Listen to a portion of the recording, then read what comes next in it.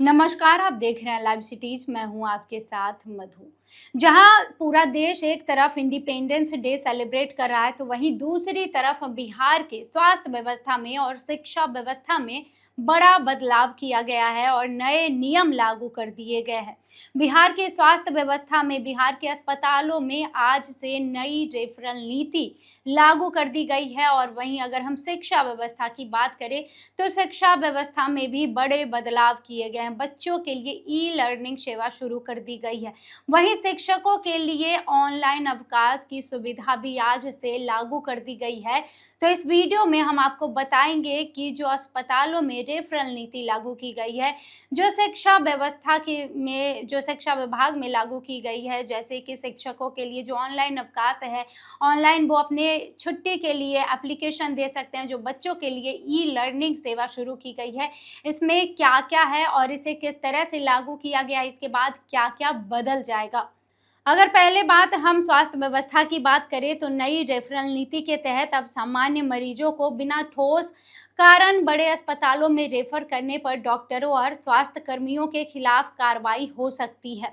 गंभीर मरीजों को रेफर करने से पहले प्राथमिक उपचार देकर स्थिति स्थिर करनी होगी और रेफरल की पूरी जानकारी भव्य डिजिटल पोर्टल पर दर्ज करनी होगी। साथ ही रेफर किए गए मरीजों के लिए सरकारी एम्बुलेंस की व्यवस्था भी अनिवार्य होगी। तो ये ऐसे बदलाव हैं जो आज से बिहार के अस्पतालों में किए गए हैं। किसी को भी रेफर करने से पहले ऑनलाइन उसका डेटा डालना होगा और सरकारी एम्बुलेंस की व्यवस्था भी करनी होगी।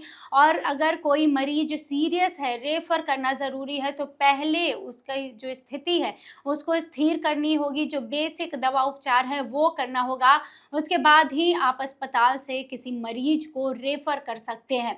अब हम बात करेंगे शिक्षा व्यवस्था की। शिक्षा व्यवस्था में भी दो बड़े बदलाव किए गए हैं। अगर हम बात करें तो मॉडल स्कूलों में लाइव ई लर्निंग व्यवस्था शुरू की जा रही है। आज से विद्यार्थी पोर्टल या मोबाइल ऐप के जरिए पंजीकरण कर सप्ताह के सातों दिन ऑनलाइन शिक्षकों से अपने सवाल पूछ सकेंगे।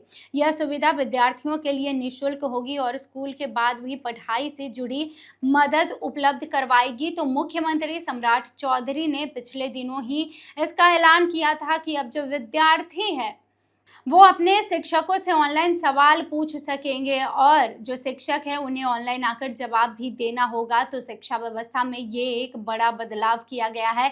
अगर हम दूसरी की बात करें, तो इसके अलावा सरकारी शिक्षकों और प्रधानाध्यापकों के लिए छुट्टी की प्रक्रिया भी पूरी तरह से ऑनलाइन कर दी गई है।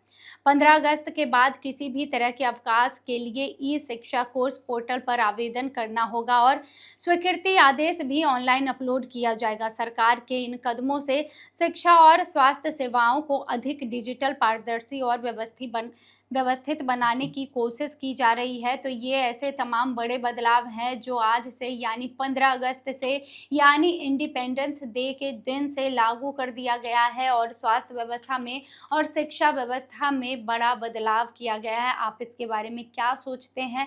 अपनी राय कमेंट सेक्शन में लिखें और भी खबरों के लिए देखते रहिए लाइव सिटीज़। बहुत धन्यवाद।